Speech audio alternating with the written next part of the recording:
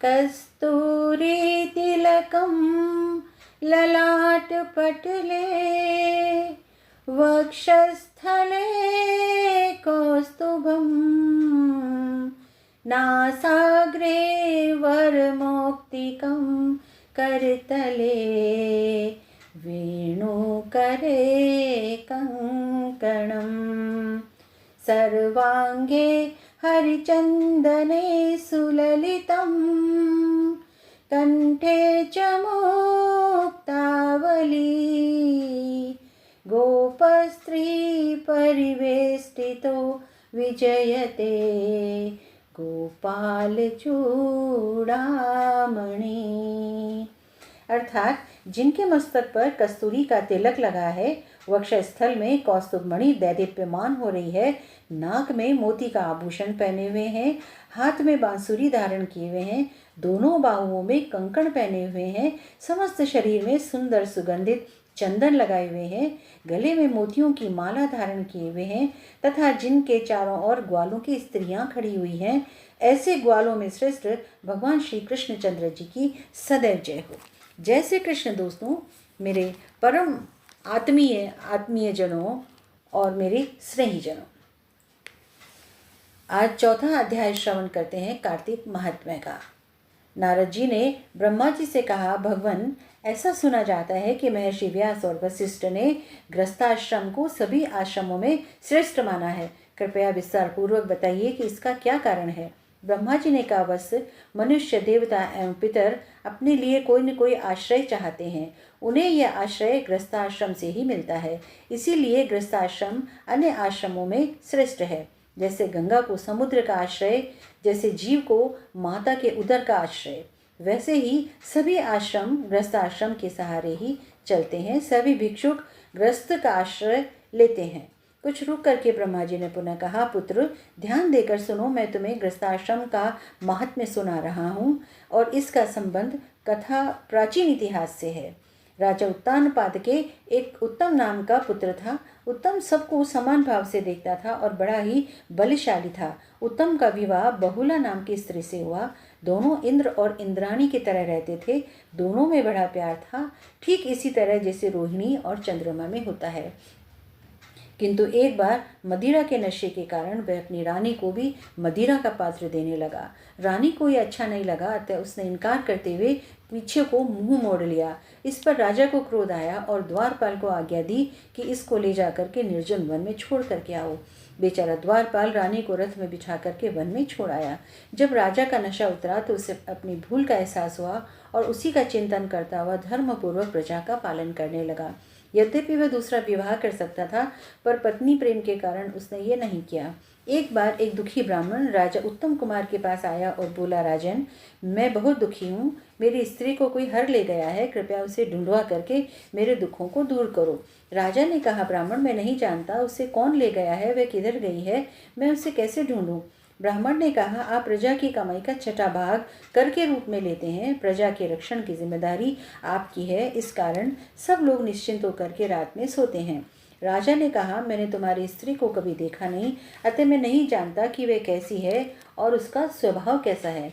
ब्राह्मण ने कहा, वह अत्यंत लंबी, हाथ छोटे, मुख कांतिहीन, बड़े बड़े दांत, देखने में कुरूप, कर्कशवाणी बोलती है, कठोर स्वभाव की है, उसके होंठ कटे हुए हैं और उसका रंग भी काला है। राजा ने ब्राह्मण को धैर्य देते हुए कहा कि ब्राह्मण, हम तुम्हें उससे अधिक गुणवती और सुंदर स्त्री देने की व्यवस्था करते हैं, क्योंकि अच्छी स्त्री अधिक सुख देती है। तुम्हारी जैसी स्त्री तो दुखदायी ही होती है, अतः वह हर ली गई है तो दुख की आवश्यकता नहीं।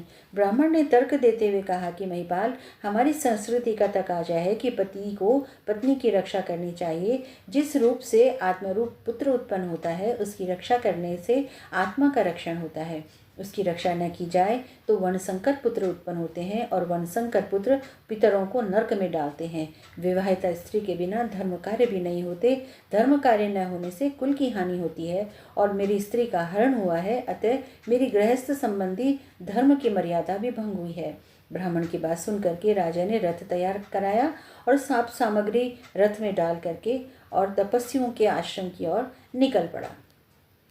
उत्तर दिशा में एक आश्रम के निकट राजा ने प्रवेश किया। वहाँ एक मुनि कुशा के आसन पर बैठे थे। मुनि बड़े तेजस्वी थे। उन्होंने राजा का आदर सत्कार किए बिना ही उनसे पूछा कि तुम यहाँ क्यों आए हो? मैं तुम्हें जानता हूँ, तुम उत्तानपाद के पुत्र हो। राजा ने कहा, मुने, किसी ने ब्राह्मण की स्त्री का हरण कर लिया है, उसको ढूंढने के लिए हम यहाँ पर आए हैं, किंतु आपने मुझे पहचान करके भी अनदेखा कर दिया, इसका क्या कारण है? ऋषि ने कहा, राजन, तुम अच्छे कुल में जन्मे हो, तुम्हारा आदर सत्कार होना चाहिए, पर तुम्हें इस योग्य मैं नहीं मानता। तुमने अपनी विवाहिता पत्नी को वन में छुड़वा दिया, इस कारण तुम धर्महीन हो। राजन, जैसे स्त्री का धर्म है कि उसका पति जैसा भी हो वह उसके अनुकूल रहे, उसी प्रकार पति का भी धर्म है कि उसकी पत्नी चाहे जैसी हो उसकी रक्षा करनी चाहिए।